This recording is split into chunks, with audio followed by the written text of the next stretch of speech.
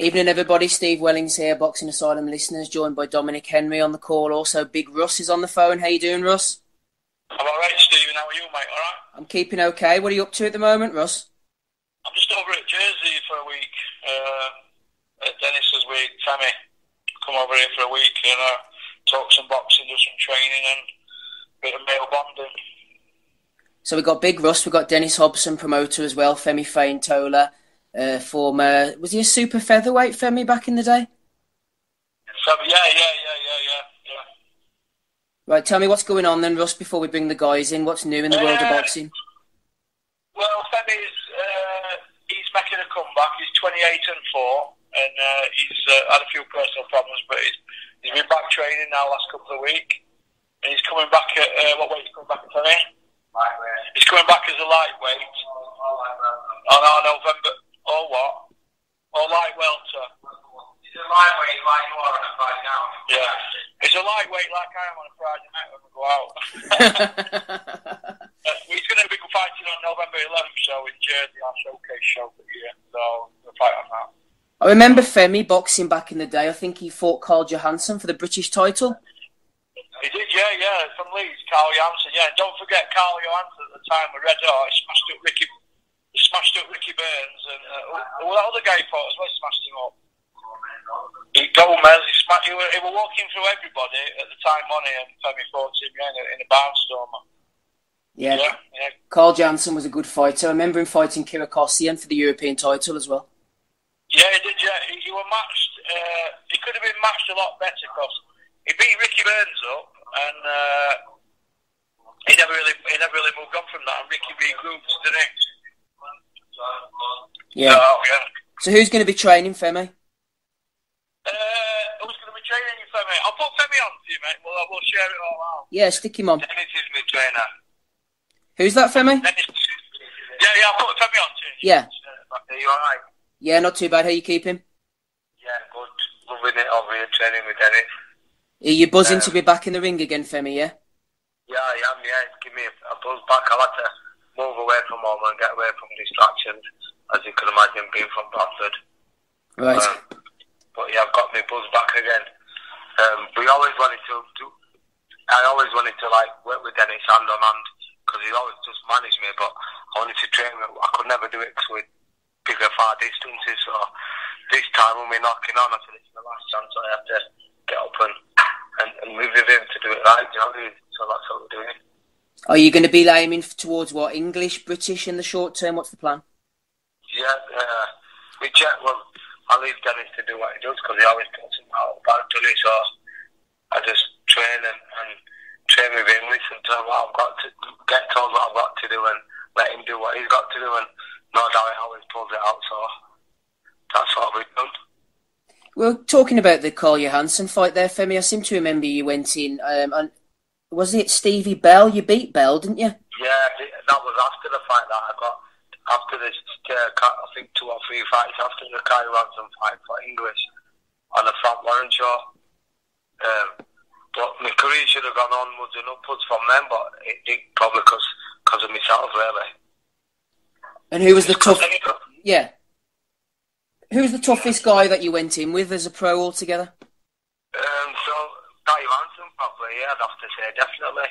Stephen Bell was a good fighter, because he was well schooled, he won everything in amateurs, he was awkward in cage, yeah. But as far as punching power and a hard fight, I'd have to say Carl Johansson all the time, yeah. And what about sparring? Who was the best guy you ever sparred with? The best guy I've ever sparred, I've done sparring with a lot of people. I sparred in Las Vegas, yeah. I sparred with a kid in Las Vegas who went on to, I can't remember his name, but I remember him winning world titles or being a big name. We were like 8-0 with 8 knockouts. It'd be interesting to suss out his name. He will probably, I think his name was, I think it was Victor Ortiz, I think anyway. And that was probably the hardest spar I had. Still stood him on his Ricky Hatton coached me through it, to be honest with you. And that's what got me on the bill that day. Yeah. Because Dennis seen I was in shape, ready to fight, and I thought in Vegas it was a good occasion, probably highest occasion. What inspired you to first get into the sport back in Bradford all those years ago, Femi? Being from Bradford in a rough area, I had my dad were on drugs, my uncle were on drugs, my brother were on drugs, and so it was either boxing gym or sell drugs or take drugs. So I found a boxing gym. You took the right path, basically. Your life could have gone at a crossroads. Yeah, definitely. It has done, to be honest with you. More than recently. I mean, it's Dennis what's pulled me head out of my ass again, and got me over in Jersey and starting a new life. But we go further than just boxing. I mean, he said to me, "Don't even have to box," but it's my decision on wanting to box because I know that I've got plenty left and I love the sport. So we're giving it one more big last go and see where we are 12 months from now. But I've always been a late developer anyway, so I'll probably go till I'm 40 anyway. Do you know what I mean? So yeah. We'll just day at a time and all that. Yeah, boxing's a tough sport, obviously, and also outside of the ring, it's tough as well. From your personal experience, has it been a dirty business or has it treated you well? It would have been a dirty business if I went with Dennis, but I've always been looked after. I've never had to worry about out when I've been fighting because Dennis has always looked after me. Do you know what I mean? It is a dirty business, yeah. I mean, I've learned this business as well. I'll always work in boxing, even if I'm not fighting. I'll always be working under Dennis because, like I said, it goes deeper than just boxing and getting anything up fighting. We're more like family. Do you know what I mean? So I'm lucky really because I've seen fighters come and go and get abused. Just get used and abused, and it's been sad to see a lot. A lot of boxers after they finish boxing, that's it. They chucked at scrappy. They have to go and get a job or they've got nothing to do. But I'm lucky, I'll always have a job in boxing. I've learned a lot about not just in boxing, about life from Dennis. So yeah, it's been more like of a father figure. It's been good. I won't say granddad figure out like that. I'll stick to I'll stick to father or brother figure. Yeah. Because I'll be spanning him tomorrow and he'll probably let me know that it's still alright. A couple of weeks ago, Femi, Floyd Mayweather and Conor McGregor fought. It got a lot of publicity for good reasons, for bad reasons. Do you think it was a good thing for the sport? What did you make of it overall? I think it was a good thing because it got everybody talking about it, and I'm always having arguments with people, saying that boxing's harder than cage fighting or whatever, and Conor McGregor showed that after 3 rounds he was blowing out of his arse. It proved how tough a sport boxing is. But I think he did well. Of course he did well. He fought the best boxer out there. But they're 2 different sports out there. But I think it was good for boxing. It was an event. I could sit here and get jealous and say, "Oh, how does Conor get paid that amount and blah blah blah?" We've worked in boxing since we were kids and we're not getting that. But he deserved everything he got. He was number one in his sport, and he was just looking at an opportunity came like that for him. So yeah, take me off to him. The more the better. And it got people, everybody in the world, I think, watching that fight that night. So it's a sport I love. So it was more. It just, it was good for my sport, so that's what it's about, isn't it? Yeah, exactly. Good an event, wasn't it? It was never a fight, was it? It was just an event. Yeah. I think it was good for boxing. Yeah, it was like a spectacle, really. Just before we bring Big Russ back in again, just one final question, Femi. What about Anthony Joshua? Do you think he's a good standard bearer for the sport, obviously, with all these stadiums he's selling out? Yeah, I think he's very good for the sport. I think he's because he's come from a tough background. I think they're trying to sell him like a fat Bruno, but he's like a fat Bruno, but he's got talent. Do you know what I mean? I think, to be honest, in my opinion, I'm not sure if he beats the Tyson Fury yet. Tyson Fury who's on top of his game, but I am an Anthony Joshua fan. I think I like his story. He's got a similar story to me, and I think he's good for boxing, definitely. If you got young kids coming up in boxing, he'll be the Anthony Joshua who you tell them to watch and follow. I think he's a role model, even an inspiration to me. I'm a big fan of his. He's a dedicated athlete. He knows how to talk in and out of the ring, and he's turned his life around. He's an inspiration to me, definitely. even though he's a little bit younger. But yeah, I'm a big fan of him. And he's born. His birthday's on the same day as mine, so it's definitely special. Definitely. Feni, appreciate your time and good luck with the comeback. We'll hopefully speak to you again soon, okay? Yeah, thanks a lot. Cheers. Thank you, cheers. You can go on last, Dennis. So how are you doing, Steve? All right? Yeah, not too bad. What have you got to tell us, Russ? What's the news? What, you mean all the rumours going around about TV? Yeah, what's happening? Well, obviously people have seen the lean counter that's gone on a couple of days ago, from Free Sports UK. Yeah. We've obviously got a TV deal with them now. I'll just give it now, I can tell you. It's an exclusive deal for 12 shows a year. First show is October 13th in Sheffield. Second one is November 11th. And then we're looking to do one a month next year. Where can the fans find this? Is it Sky 400 and something? Yeah, it's Sky Channel 424 and Freeview 95. And BT and Virgin's 95, Channel 95 as well. So, but so obviously, I know what you're going to say, Steve, straight away, that we haven't got a big enough stable to do 12 shows a year, but we're looking to work with other promoters, and they've all agreed to work with us, majority of them. So it's looking really, really, really good for the rest of this year and next year. So it's a big game changer for the sport, because it's free to air. It's not pay-per-view. We don't have any plans to do pay-per-view at all. It's going to be free to air. We're giving back to fans. Russ, I'm just going to bring in Dominic here. I think he might have something to say. Just Steve, you're talking about, Russ was saying there about, they're going to be working with other promoters. Like Conrad Cummings, he's someone who needs fights. You get someone like him against Sam Sheedy, who Russ knows. That could be a fight, because Conrad could soon be a free agent. He hasn't been getting the activity. There's plenty of fighters knocking about who could soon become available. Yeah, what about that, Russ? Sam Sheedy against Conrad Cummings? Sam Sheedy against Conrad Cummings. I've already spoke to Barry McGuigan before Sam won the belt about that fight. And Barry said, well, let's see if he wins the belt first, and then we can talk about that fight. Well, I haven't heard anything from Barry until 2 days after Sam won the belt. I had a DM off Barry, and he said congratulations and that, and he hopes to work with us, but we didn't hear from. We haven't heard anything from him, and all I've had from Barry in the last 4 weeks is just one text, just saying that he hopes I'm okay and that was it. We hadn't spoke about any TV or Sheedy against Cummins or anything like that, but me and Dennis think that's a great fight. Obviously he's got Liam Cameron in his way, hasn't it? Yeah. At the moment. And he's training really hard at the moment, and tickets are flying out. That's going to be a really, really good fight, because they're both Sheffield lads, aren't they? Yeah. So.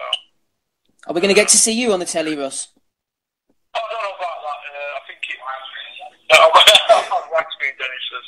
I think it's going to be an established team of pundit people that are going to be doing it. I don't think I'll be doing anything like that. Dennis says I deserve to be out looking at Blackburn. Yeah. He says I've got X Factor, but I don't know about that. I'm not polished enough for that. Sometimes I let odd swear word out, don't I? I get a bit. Don't know. I could see you like Teddy Atlas, Russ. Teddy Atlas, well, raging on TV about things. Yeah. I don't know if I'm good enough for that. I've been asked to go on that ATG radio thing at Vegas, but that's probably about my limit. I'm not doing it for any style or anything, but if anything like that happens. Oh, my ego's gone massive, Dennis says. I don't know about that. Russ, weren't you the team behind Fish, Chips and Scraps? We were. But change subjects here, because it's making me blush. What about Hughie Fury, Russ? We had a question in from somebody who was saying, has Hughie Fury even got a British licence to box next weekend? Has he got? Yeah, he has got a licence. Yeah, he's got one. Yeah, he's got a licence. I don't know if it's a British Luxembourg or something. Yeah. The fight's going around. All I know about that fight is Eddie Hearn tried to tell Duque events that they didn't have the money, So Peters went, they paid the money in an escrow. So Parker's fees paid. So the fight's good. They wouldn't do that if the fight wasn't going ahead. And if Huey didn't have a licence, would they? So he has got a licence. I don't know which, but the fight is going ahead, and it's a good fight, I think. It is a good fight, Russ. I'm wondering about the numbers though, because somebody's saying that they're paying Parker in the region of 1.8 million. Is that about right? Yeah, that's about right. Yeah, it's 2.9 or something. I don't know in dollars. I don't know exact amount. I know it's 1.87 million in sterling. Yeah, that money they haven't given me.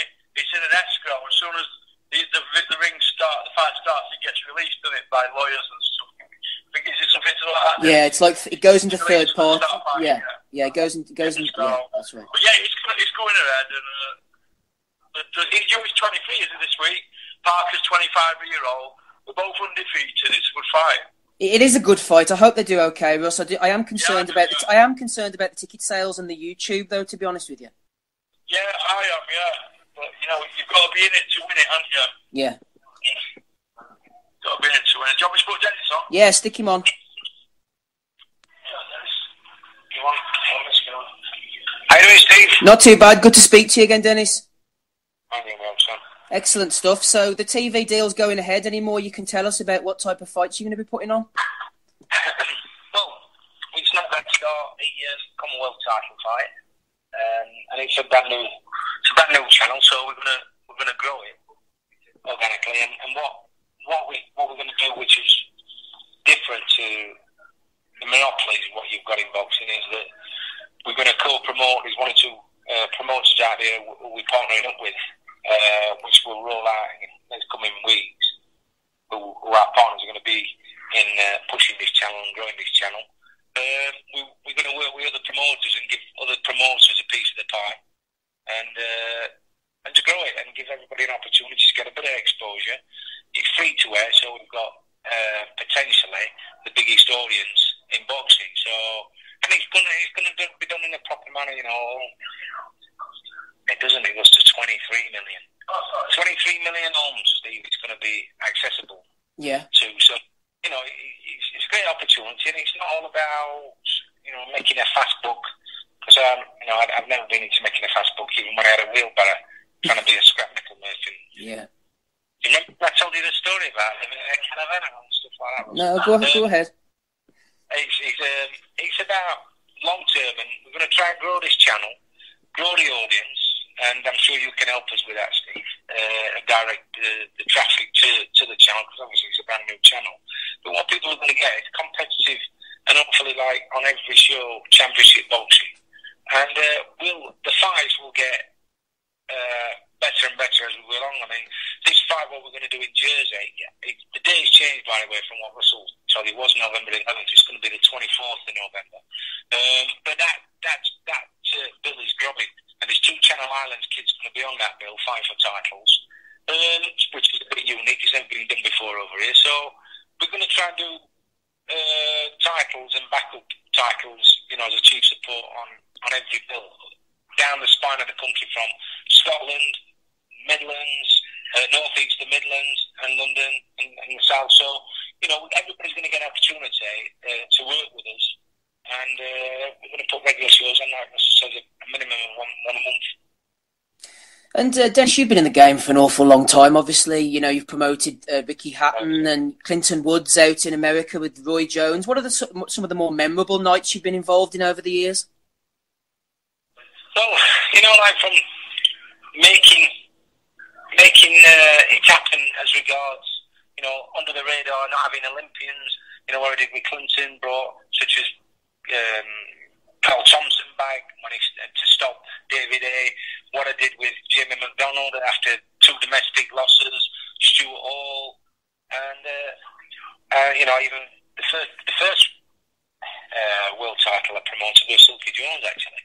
But the Clinton Woods thing, because he was with it from day one, he just walked in my gym just to keep fit. Yeah. I went and crashed a press conference with Roy Jones when he was like a superstar status, like Mayweather is today, and that's the way we actually made the fight happen. And it was just a memorable thing. And then when we actually won the world title the 4th time I asked him, when so many other promoters and managers probably would have given it up and thought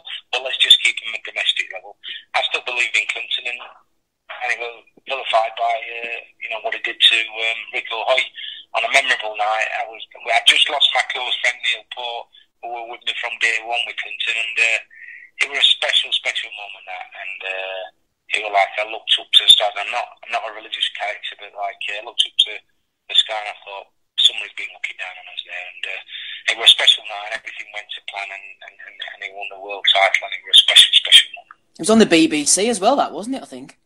Well, that's crazy as this. Lord Harrison goes to the BBC, but the BBC allowed him to because they didn't have proper people in place, quality control. Mick was there, McKenna. He got a great stable, and our fight after we got a new general in there looking after the sport, and he just decided he didn't want boxing on, and as was the last professional. He decided they didn't want professional boxing on the BBC again. But what a great show! The last show that they ever did professionally, Clinton Woods winning a world title, an absolute humdinger on the BBC. It's crazy, and it's on the BBC, and it's a crime, an absolute crime that the BBC with public money don't have professional boxing on that channel. It's an absolute crime. Look at boxing; it's on everybody's lips. It's in every town, whether it's professionally, amateur, white collar, or whatever you call it. It's on everybody's lips, and it's not on the BBC. It's an absolute crime. It's not on the BBC. Yeah, I think Audley has a lot to answer for, doesn't he, when it comes to that with his contract and his deal and some of the opponents he was putting in there? It does. But you know, if I've got 2 or 3 different companies, so if I let the lunatics run the asylum, my businesses wouldn't last 2 minutes, would they? So somebody's got to be up there saying, yeah, you're good at what you do, but you've got guidelines. And the BBC allowed him. You can't blame Audley Harrison because he was allowed to run the show. And he's not a promoter, but they allowed him to be the promoter, the manager and everything. The matchmaker, and there were no quality control. So it's like a lot of people today. Look, we've got a blame culture. Well, even the BBC are having a bit of blame culture. They blame Audley Harrison. Well, it's the BBC for allowing Audley Harrison to take the piss. And Jamie McDonald, Dennis, what's the story from your point of view there? Because you put the world title fight on, didn't you, in Doncaster against Julio Ceja, and then it all went a little bit sour after that. Well, he come to me with 2 losses on a draw domestically, and I took him to the British, Commonwealth, European, and the world. Manoeuvred him into the world title by doing deals with the Golden Boy when Leo sent a promote on. And I said, we're going to make history here, and we're desperate now to go to Mexico against the big puncher Julio Ceja. And I said, I thought, well, there's nobody ever in history for the world title and won the world title in Doncaster. I've got a good relationship with the Kimo in Doncaster, and I said, well, to him and Gavin, before he turned pro, Gavin, what do you want to do? I said, oh, we're desperate, please, whatever it takes, we don't want to work, we don't want to fight, we don't want to go to Mexico. Now, I didn't fancy going to Mexico. So I played a bit of a game of poker with a promoter out there who was probably the hardest fella I've had to negotiate with. And pulled me back to the Kimo. Gavin and Jamie told me they were going to do 10,000 tickets. They did barely 1,000 tickets. I did my brains in, but I thought, well, I've got a co-promotional deal where I'm going to work with Golden Boy. I'll get my money back, and I'll earn Jamie a lot of money. And behind me back after he wins the world title, he has a secret clandestine meeting with Eddie, our friend Eddie, and the boxing board allowed him to go with Eddie.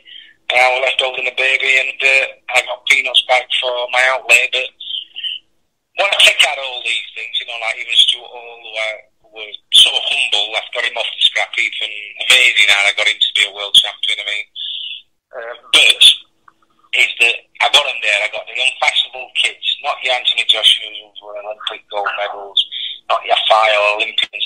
I got kids there.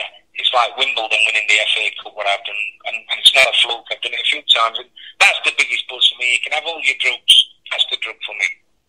I've done it 4 or 5 times where we've got kids unfashionable and we've won world titles on the big stage. And Ricky Hatton, big highlights, creating something in Vegas, taking the England band over there, taking one or two of my pals over there I grew up with and their sons and getting them on the bills in Las Vegas, taking Femi there, getting on the undercard. Ricky Ann having my daughter sing the national anthem at 15 years old when he fought to Castillo, having Wayne Rooney carrying belt. Yeah, memorable nights, and but I always thought, it's not about the money. It's not taking yourself too serious. Let's make some memories, and that's what we've done. And keep asking if I'll write the book, but the book's not finished yet. We're going to write another chapter now. Just finally, Dennis, and we do appreciate your time, by the way. Russ obviously gives Eddie a bit of grief on Twitter. Do you ever feel like you want to get on Twitter yourself and start trolling Mr. Hearn? No, because I'm not a troller like Russ.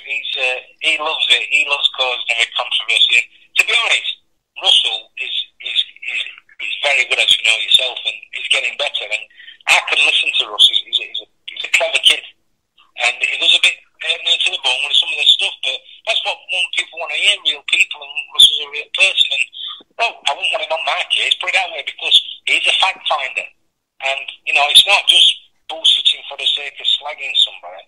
He does talk about the facts. I don't want to slag Eddie off here. Eddie knows what he did to me, and there's some people within the boxing fraternity know what Eddie did.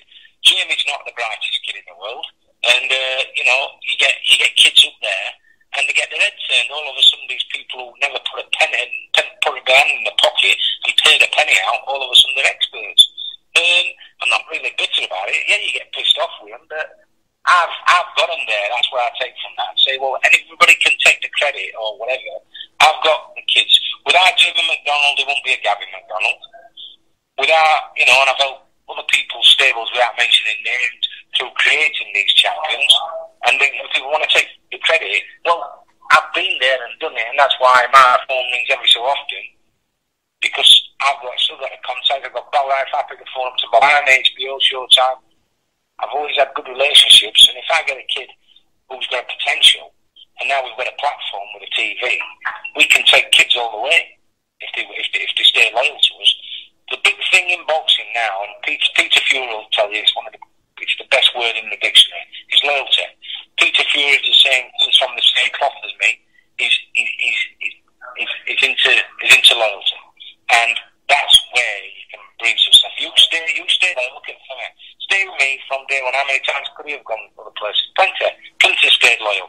If he'd have gone with other promoters, Clinton maybe only ended up domestic or European level. I plugged away because he stayed loyal with me, and we won a world title. So it just shows you what you can achieve if you stay loyal. I'm not in it for the money. I'm in it for the memories, and that's what I'll always stay in the game for. And when the appetite dies, that'll be me saying, see you later, and I'll just write a book about it. Brilliant stuff. One more plug for the TV channel, Free Sports, is it? Free Sport, UK, Google it. It's going to be big. It's a very credible channel. Pleased to be working with them. Grateful for the opportunity. Put a lot of work into it. There's some promoters who I'm partnering up with who will, like I said, be revealed. Great people, and you watch this space, Steve. We're going to create champions together. Great stuff, Dennis. No doubt we'll speak again soon. All right, Steve. Pleasure, and keep doing what you're doing, mate. It's brilliant. I might listen to you, pal. Thanks very much, Dennis. Cheers. Bye, pal. Okay, Ross, any final comments? Because my phone battery's about to die. No, that's it. I think thanks for calling us and giving your time and that. We're stuck down here with this windy weather, and you ringing tonight, it's been a tonic, mate. Thanks very much for your time. All the best to you and your family, mate. No problems. One final second, Russ. We've got Dominic on the call. Go ahead, Dominic. Yeah. Russ, make sure you tell Dennis. I was watching the other night, Clinton Woods against Roy Jones. Not enough corners do what Dennis did that time and pulled him out when he could have taken everything for 12 rounds. Saved them a lot of hardship. What did you say? Did he ask why he threw towel in? No, he was giving Dennis praise for throwing the towel in. Yeah. You know what, mate? I'll let Dennis answer that because I didn't know Dennis there. I knew it was that question. That's a good question, that actually. Thanks for that, Dominic. Yeah. The kid without his depth when he obviously became apparent after a few rounds with Roy Jones, but he got plenty of bottoms. Sometimes you've got to protect fighters from themselves, and I saw a bigger picture with Clinton. upset because I thought, well, we fell short. I ain't losing at Tiddlywinks. His brothers slagged me off that night. Why did you stop it? Clinton's a tough guy. Well, if I'd have not stopped that fight, it would have shortened Clinton's career. And it was vilified by when we beat Rick Roy. He was still fresh in the days there. Took a couple of headshots against Roy Jones. I thought, that'll do. Live to fight another day. Clinton gets well paid. We'll learn from the experience and hopefully come again, which was fortunately what happened. The fourth time I asked him, the memorable night against Rick Roy on the BBC. So, you know, it's like I say, I appreciate your comments about putting the towel in, but, you know, it's a call. Sometimes you get it right, sometimes you get it wrong, but, you know, he was like a little brother to me, and that's what got us to achieve what we did, through staying loyal to each other, watching each other's back, and that's what a lot of fighters should do now, and I'm afraid that's what's the scourge of the game, disloyalty and dishonourable. Kids in the game, not just promoters and managers, some of the boxers are dishonourable, but we've got one or two good kids in our stable, and hopefully I'm going to get them on the world scene. And with the team that we've got, including Russell, I've got Femi and one or two other people, like I said, we'll roll out here. We will create some champions. You stick with us, and we're going to have some fun along the way. Excellent stuff. Cheers, Dennis, Russ, Femi, all the best, lads. Yeah, it's done nice one. Can you just give a shout out to Terry, the Seven Wolves, New Age podcast, and Brian King, Tommy, and all them chaps on pods and that. It's all good stuff. We all love boxing, don't we, Steve? Yep, certainly do, Russ. Oh, brilliant, mate. All right, then you take care, mate. All the best. See you later. Cheers, pal. Bye-bye. Cheers. Bye-bye.